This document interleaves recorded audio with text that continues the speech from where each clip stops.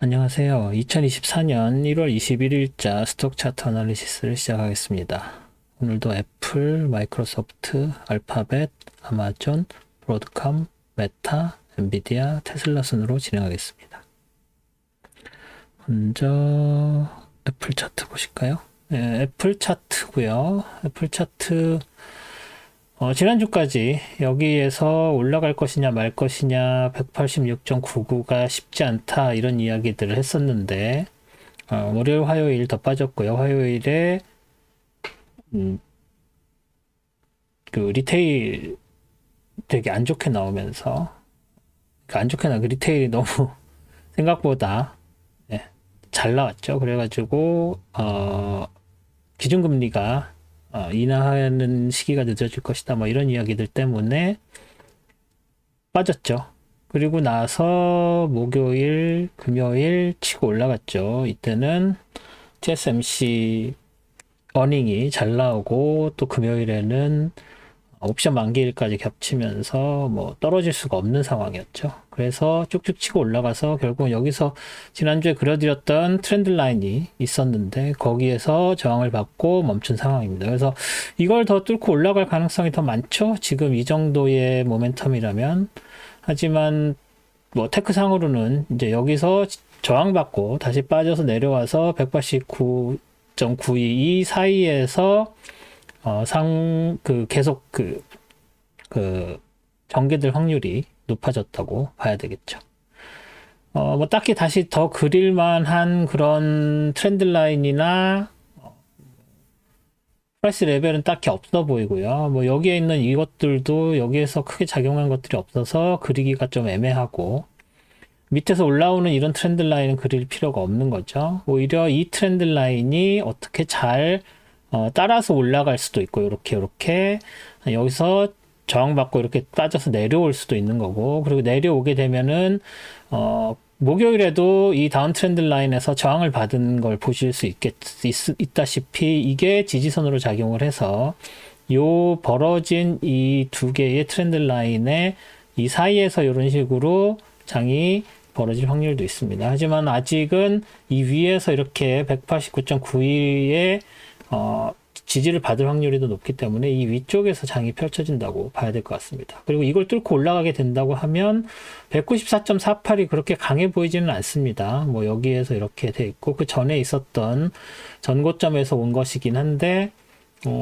여러 번 작용은 하긴 작용을 했습니다. 하지만 이렇게 모멘텀이 셀 경우에 저항을 할 만큼의 그 정도의 파워는 없어 보이고요. 오히려 198.23, 199.62 여기에 있는 고점이 큰 저항선으로 작용 확률이 있습니다. 그러려면 한참 빨리빨리 또 올라가야 되겠죠. 그래서 다음 주에는 이 트렌드 라인이 브레이킹 되는지 그리고 브레이킹이 된다면 얘네들은 쉽게 돌파하고 금방 199.62까지 쭉 치고 올라갈 수 있고 만약에 이 트렌드 라인에서 저항을 받고 빠진다면 189.92가 강하고 그게 뚫리고 내려와도 이 다운 트렌드 라인에서 지지를 받고 그게 186.99와 겹치겠죠.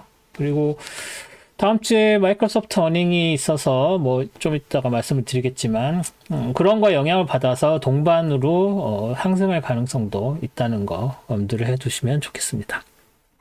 다음엔 마이크로소프트 보시죠. 마이크로소프트 뭐잘 치고 올라갔죠.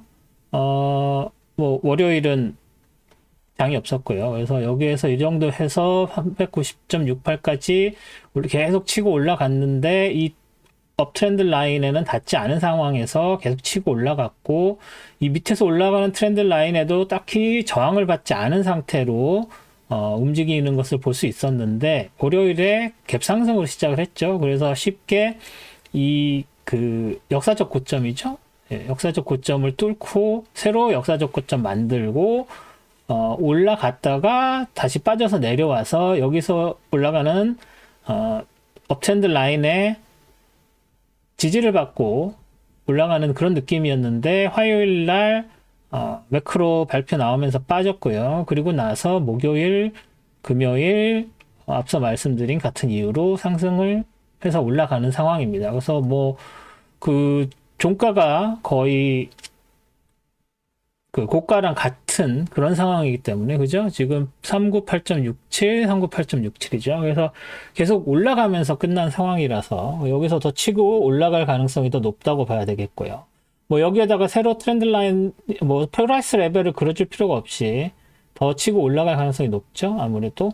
그래서 여기서 올라가는 이 트렌드 라인, 되게 오래된 트렌드 라인인데, 여기서 올라가는 이 트렌드 라인에 여기서도 작용했고, 뭐 여러 번 작용을 했었던 트렌드 라인이고, 여기에 있는 이런 것들도 여러 번 그거에 지지저항을 받았었던 상황이죠. 그래서 굉장히 강한 트렌드 라인이라서 이쯤에서 한번 쉬었다 가거나 여기서 그냥 지지받고 다시 내려올 확률도 있다는 거, 그걸 염두에 두시고, 뭐 내려온다고 하면 당장 내려올 것 같진 않지만, 뭐 지난주 고점, 그것도 그 당시에는 역사적 고점이었죠. 그리고 더 내려오면은 그 전전전에 있었던 384.30도 있고, 그래서 빠져 내려올 때는 지뢰밭입니다. 하지만 올라갈 때는 여기에 저항선이 있고 그 위로는 딱히 큰 저항선이 보이지 않는 상황이죠. 뭐 역사적 고점이니까. 그리고 여기서 뭐 새로 만든 다른 트렌드 라인들 뭐 이런 걸 가지고서 더 쭉 이게 깨지게 되면은 이제 할 수 있겠지만, 아무래도 뭐 크게 보이는 건 이 프라이스 채널의 상한선이죠. 여기까지 갈 수 있을지는 모르겠지만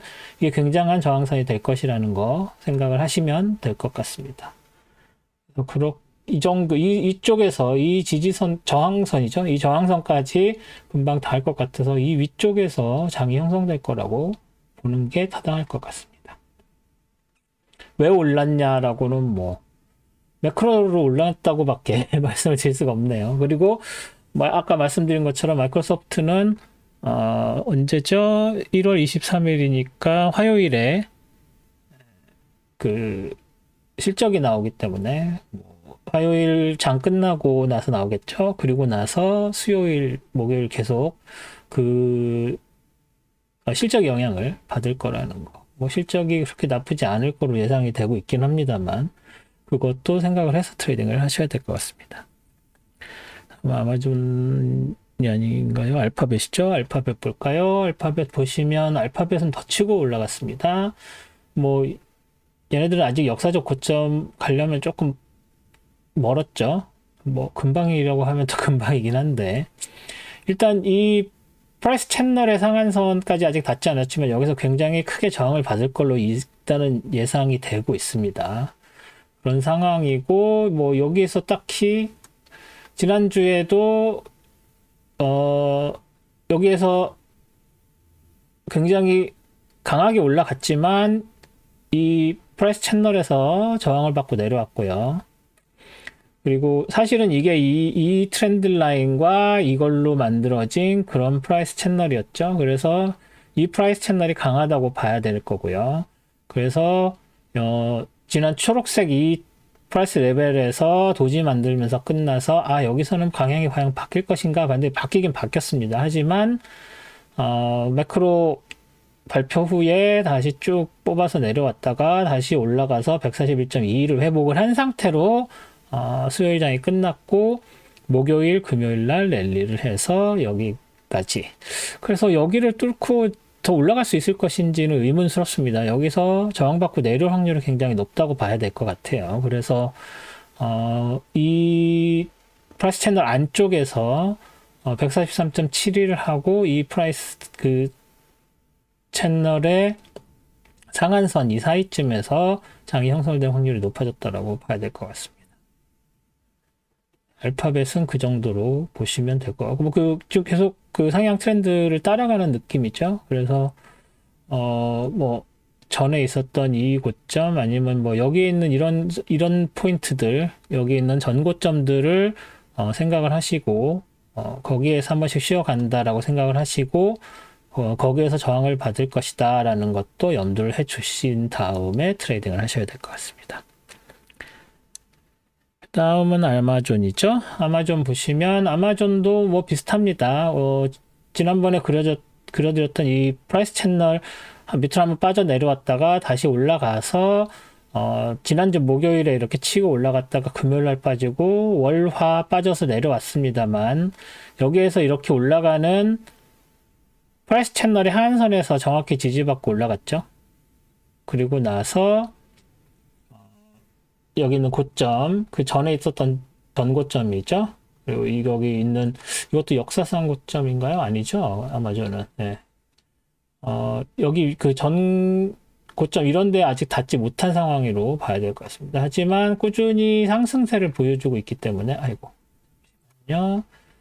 꾸준히 상승세를 보여주고 있기 때문에 이 밑에서 올라가는 이 트렌드 라인 그대로 살아있고요. 이 트렌드 라인의 각도와 여기서 있는 이 프라이스 채널 각도 거의 같은 각도를 유지를 하고 있다고 볼 수 있죠. 그래서 여기에서도 한번 저항을 받을 수 있었고 그 위로 올라가는 프라이스 채널의 상한선에서 저항을 받을 수 있고 해서 저항선이 굉장히 강한 편입니다. 다른 주식들에 비해서. 그 얘기는 다시 이쪽으로 안쪽으로 밀려서 내려올 확률이 좀 더 있고요. 그렇다고 해도 밑에서 올라가는 이 그 하한선, 채널의 하한선이 지지선으로 충분히 작용할 수 있기 때문에 그런 부분들도 생각해서 이 안쪽에서 이렇게 조금씩 올라가면서 장이 형성될 확률이 높아졌죠. 하지만 이 트렌드 라인을 과연 뚫고 올라갈 수 있을 것이냐? 그건 좀 어려워 보이고 이 안쪽에서 그래서 만약에 이 파란색 라인이 늘 위쪽에서 장이 형성이 된다면 이 프라이스 레벨과 이 트렌드 라인의 이 사이에서 장이 형성될 확률이 되게 높다고 봐야 될 것 같습니다. 아마존은 그 정도로 말씀을 드릴 수가 있겠습니다.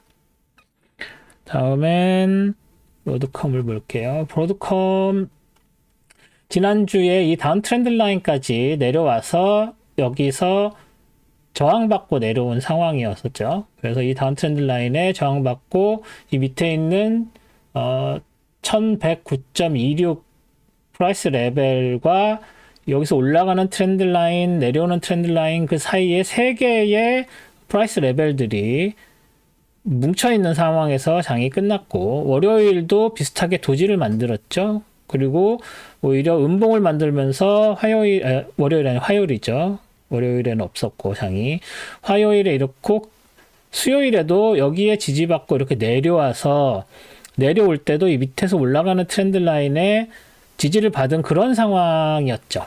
그런 상황이었는데 뭐 말씀드린 목요일 금요일 랠리를 치면서 다시 올라갔고 여기에서 올라가는 이 프라이스 채널의 상한선에 정확히 저항을 받고 떨어지는 상황.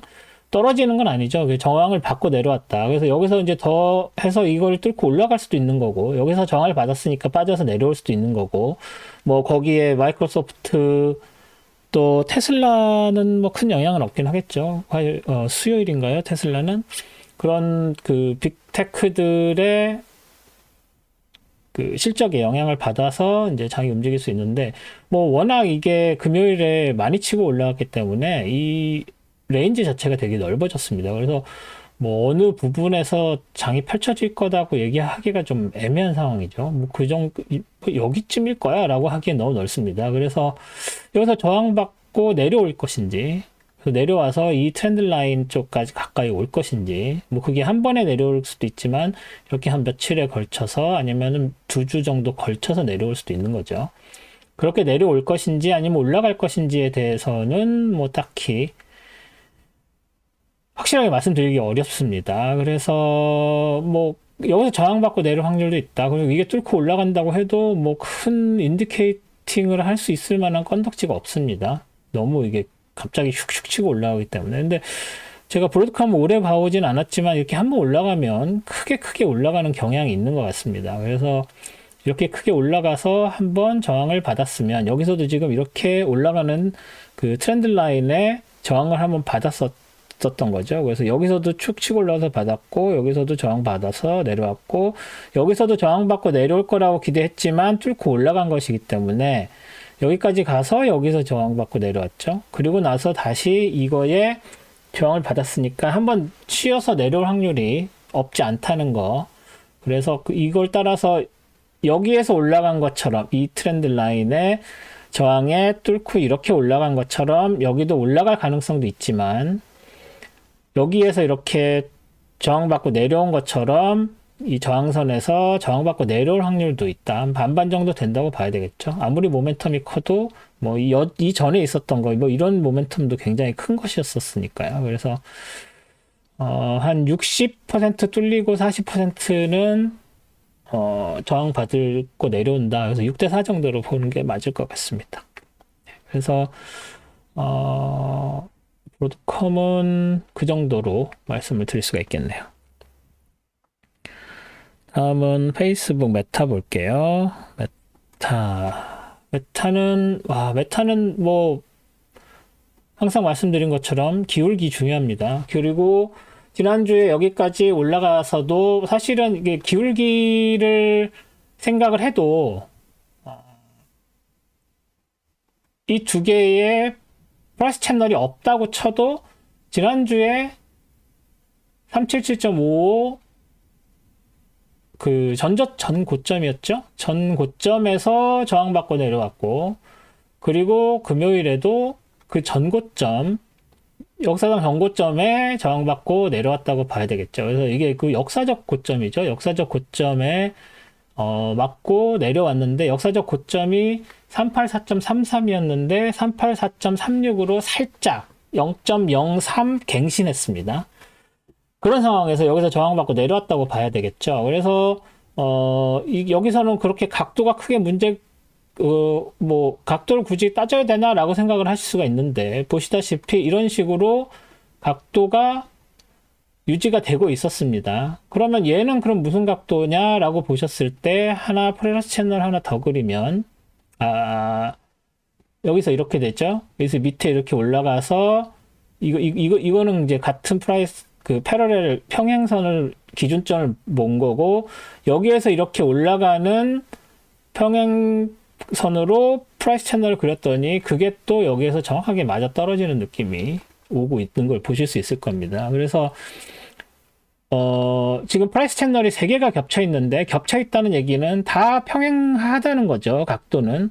그런데 여기에서 만들어진 이런 프라이스 채널 크게 만드는 것도 있고, 여기에서 이렇게 만들어서 이 안쪽에서 이렇게 된 것도 있고, 이번에 그린 게 어떻게 보면 조금 더 프라이스 채널 같습니다. 패러렐 채널 같습니다. 이렇게 내려왔다가 올라갔다가 내려왔다가 못 미쳤지만 다시 내려왔다가 거기까지 닿은. 그래서 여기서 신고점을 0.03만큼 더 신고점을 갱신을 했지만 다시 저항받고 내려올 확률이 좀 있다고 보고요. 여기서 뚫고 올라가도 이 크게 있는 이 프라이스 채널 상한선을 뚫기는 어려워 보이고, 올라가도 이 언저리 내려온다고 해도 뭐 여기에 있는 이 저항선 지지선 더 밑에 있는 이렇게 올라가는 이 여기 있는 프라이스 채널의 하한선이 되겠죠. 요걸로 봤을 때는. 그래서 거기에서 지지받고 할 수 있다. 그래서 이 프라이스 채널 3개가 겹쳐 있는 것을 유의하시면서 트레이딩을 하시면 될 것 같습니다. 올라간다고 해도 뭐 이 중간에 그거에 해당되는 또 다른 프라이스 채널이 뭐 있다고 할 수가 있지만, 뭐 이 정도 따라 올라가는 게 있으면은 한 이 정도에서 저항선 이거 그리시면 됩니다. 그냥 여기에서 이렇게 해서 이렇게 올라가는, 뭐 한번 그려볼까요? 여기 있는 걸로 얘로 해서 해보면 뭐 이 정도 되는, 아니면 여기 이것 때문이죠. 아니면 뭐 여기 이렇게 되면 여기가 되는 거죠. 여기 올라가서 여기가 저항선이 되는 거죠. 뭐 그런 식으로 그 패러렐한 직선을 그려서 저항선으로 활용을 하시면 될 것 같습니다. 여기는 딱히 콘크리트하게 나와 있는 뭐 그런 건 없어 보이긴 합니다만, 제일 확률이 높은 거는 이 포인트로 만들어진 뭐 이 정도의 라인이 되지 않을까라는 생각을 해봅니다. 그래서 메타는 아직도 계속 각도를 잘 유지하고 있다는 거를 생각을 하시면 될 것 같습니다. 다음엔 엔비디아 볼게요. 뭐 엔비디아 거의 뭐 미친 수준으로 올라가고 있죠. 뭐 딱 보시면 이거 뭐지? 라고 생각을 하실 텐데, 지난주 계속 그려놨던 그 피보나치 리트레이스먼트입니다. 뭐 이거에 대해서 다시 한번 말씀드리면, 이 포인트를 0으로 하고 여기에 있는 이 고점, 여기에 이 뭐라 그래야 되죠? 이렇게 올라갔다 이렇게 내려온 이 부분을 이 부분을 0.618, 61.8% 선으로 놓고 여기에 있는 이 1% 라인이 되게 중요할 것이다 라고 말씀을 드렸었죠. 그런데 여기에서 그 5분봉, 15분봉에서는 이렇게 쉬었다 가기는 했어도 1분봉에서는 딱 눈에 띄지 않았습니다. 하지만 그럼에도 불구하고 제가 계속 이걸 놔뒀던 이유는 이 레벨이 중요하기 때문이었었죠. 그래서 떨어져서 내려온다고 해도 이게 지지선으로 작용할 수도 있다라고 생각을 해서 계속 놔뒀었던 거죠. 그런데 그 지지선, 그 피보나치 리트레이스먼트가 여기서 저항선으로 작용을 했습니다. 그러니까, 왜 1.618선이 중요한지는 뭐 다 아실 거고, 그래서 이 피보나치 리트레이스먼트 그 인디케이터 할 때, 24.6, 38.2, 5, 61.8, 78.6, 1, 1.618 이런 식으로 만들어진 걸 보실 수 있을 거예요. 그래서 뭐 정확히 여기까지 뭐 완전히 딱 맞는 건 아니지만 얘가 누구죠 지금? 595.00이 나왔는데 595.12 이 정도 되는 데까지 닿았습니다. 그래서 여기서는 더 뚫고 올라갈 것처럼 보이지만 의외로 여기서 저항을 받을 확률이 있다고 봅니다. 그래서 여기에 조금 이제 내려오면서 할 가능성도 있는데 말씀드렸다시피 엔비디아는 마이크로소프트랑 그 오픈 AI 쪽이랑 다 관련이 있죠. 그래서 마이크로소프트 실적이 괜찮고 거기에 대해서 그 사업 전망이 좋게 나오면 엔비디아는 더 뛸 수도 있습니다. 뭐 보시다시피 제가 500 넘기는 거 어렵다는 얘기 한참 했었죠. 근데 한 번에 뚫리고 나서 이렇게 미친 듯이 올라가서 지금은 거의 600을 육박을 하고 있습니다. 뭐 이렇게 올라가는 거는 굉장히 드문 경우긴 한데 뭐 시장의 유동성이 그렇게 넘쳐난다는 얘기고요. 이거는 뭐 팩트가 이러니까 뭐 이걸 분석을 하는 게 크게 의미가 없습니다. 이게 원래는 이러면 안 되는데 이런 말 해봤자 소용이 없는 거죠. 그냥 시장이 그렇게 반응을 하는 거죠. 그래서 뭐 잘 나가는 주식들 몇 개만 이렇게 치고 올라가고 비중이 높기 때문에 지수에도 크게 영향을 미치고 하지만 나스닥 전체가 그런 식으로 지금 호황을 누리고 있는 상황은 또 아닌 거죠. 그래서 뭐 이렇게 거의 500에서 600으로 가면은 20%가 뛴 거죠. 500 기준으로 하면. 20%가 이렇게 쭉쭉 빠져서 치고 올라가고, 400으로 기준으로 해서 작년 11월 기준으로 하면은 뭐죠, 이게? 거의 50%가 넘어간, 50%가 된 거죠. 50% 가까이 올라온 셈이 된 겁니다. 그래서 이런 식으로 빨리빨리 올라가서 뭐 더 올라갈 수도 있겠습니다만 여기선 한번 저항을 받는 게 맞지 않을까 싶습니다만 저항받기 어려울 것 같아요. 마이크로소프트 실적이 있어서. 그래서 그거를 마이크로소프트 실적이랑 연관을 지어서 엔비디아도 트레이딩을 하시는 게 맞을 것 같습니다. 뭐 브로드컴도 마찬가지고요. 그래서 지난주 여기 정도까지 그래도 쭉쭉 치고 올라가서 12일 여기 정도에서 이 트렌드 라인에서 저항을 받았다고 지난번에 말씀을 드렸었죠. 그리고 나서 저항받고 내려와서 월요일에 다시 치고 올라갔지만 여기 올라가는 이 트렌드 라인에 저항을 받았죠. 그리고 나서도 빠져서 내려와서 매크로로 내려와서 여기서 이렇게 세로 트렌드 라인을 그려봤습니다. 세로 트렌드 라인을 그려서 요거 따라서 올라가는 굉장히 가파른 각도를 가지고 있어서 이게 계속 유지되지는 못하지만 이 모멘텀이 꺾이는 게 이 트렌드 라인 올라가는 거를 브레이크 할 때가 이제 꺾이는 순간인데 심지어 그 안쪽으로 더 가파른 각도를 만들고 있습니다. 그래서 이게 막 한 달씩 계속 지속되지는 절대 않을 거라고 생각을 합니다. 그렇게 되면 안 되죠. 그래서 이렇게 어느 정도 가면 이제 꺾이겠지만 이 트렌드 라인이 그래서 중요하다고 나중에 중요하게 생각을 하실 필요가 있습니다. 그래서 이게 다시 여기서 이렇게 올라가는 이렇게 여기서 이렇게 가는 트렌드 라인을 그리는 것도 의미가 있습니다만 이거 너무 가파라서 올라가는 상황을 보고 이게 뭐 이틀 3일 더 가파르게 올라가서 이 트렌드 라인이 의미가 있어질 수도 있습니다만 지금 당장은 이 트렌드 라인이 아니라 이 트렌드 라인을 놓고서 모멘텀이 꺾이는지 안 꺾이는지를 판단을 하시는 게 일단은 좋아 보입니다. 그래서 한번 이렇게 내려왔다가 여기 닿고 다시 올라가거나 뭐 이런 식으로 갈 확률이 높다는 거죠. 뚫리긴 뚫릴 겁니다. 하지만 한번 이렇게 쉬었다 가는 그런 느낌. 뭐 여기도 올라갔다가 이렇게 한번 내려왔다가 가는 게 매크로 때문이긴 하지만 그런 식으로 한번 떨어져서 내려왔다가 가는 게 가능하고 이 밑에서 올라가는 이 트렌드 라인에도 지금 걸쳐 있죠. 그래서 이 가파른 게 아니라 이 완만한 트렌드 라인에 따라서 이런 식으로 타고 올라갈 가능성도 추후에는 있다고 보여집니다. 그래서 엔비디아는 위로, 뭐, 이거 뭐 역사적 고점이니까 더 위로 한다고 해도 뭐 여기서 올라가는 이런 식으로 가는 이런 걸로 보통은, 상한선을 해서 여기서 쉬어가겠지라고 하는데 이미 그 돌파를 했죠. 그래서 이런 프라이스 레벨도 의미가 없습니다, 이제는. 그래서 굉장히 가파라서 뭐 어떻게 할 수가 없는 상황이 돼버린 거죠. 예측이 안 되는. 그런 상황이라서 결국 피보나치 리트레이스먼트를 쓸 수밖에 없었는데 피보나치 리트레이스먼트 딱 한 맞아 떨어졌고 자 그럼 이 다음으로 가면 어떻게 되나? 그 되게 어렵습니다. 그래서 일단은 월요일 화요일 가는 것을 보고서 그거에 맞춰서 다른 방법을 찾아서 매저를 해야 될 거라고 생각이 듭니다. 그래서 이 포인트에서 이만큼 올라갔으니까 이제는 사지 말고 파세요 라고 말씀을 드렸었을 것 같아요. 제가 뭐 트레이딩 관련한 조언을 굳이 해야 된다면. 그런데 그것도 또 뚫고 올라갔죠. 그럼 여기서 그러면 여기까지는 이미 이제 꽉 찼으니까 여기서 파세요. 그리고 이쯤에서 왔을 때 다시 사세요 라고 하기에도 자신이 없습니다. 미친 듯이 올라가고 있기 때문에. 그래서 그런 부분들 고려하셔서 이미 포지션 가지고 계신 분들은 뭐 충분히 홀딩할 수 있는 의미가 있고요. 파실 이유는 없어 보입니다, 당장은. 그래서 뭐 좀 빠져서 이중 내려왔을 때 그럼 여기서 결정을 하냐?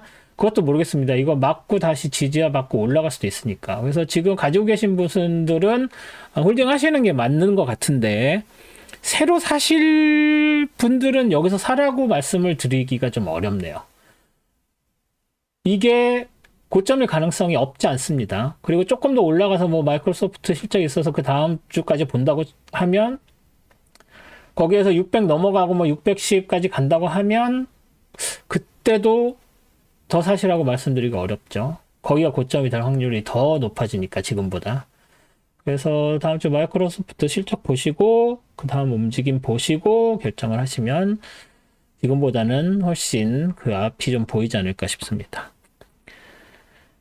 마지막으로 테슬라요. 테슬라 보겠습니다. 테슬라는 다른 주식들 지금 다 랠리 치고 있는데 뭐 당연한 얘기지만 화요일에 그 리테일 세일 관련된 걸로 해서 뭐 기준금리 뭐 이런 부분들로 해서 빠졌고 뭐 다른 이유들도 있었겠지만 일단 그게 메인 이유였었던 것 같고요. 그래서 지난주 여기 정도까지 올라와서 217.65 이 라인은 그래도 고수했는데 월요일날 더 빠져서 212.19 라인 근처까지 내려왔고 화요일도 잘 방어를 했는데 결국은 수요일도 잘 방어를 했는데 결국은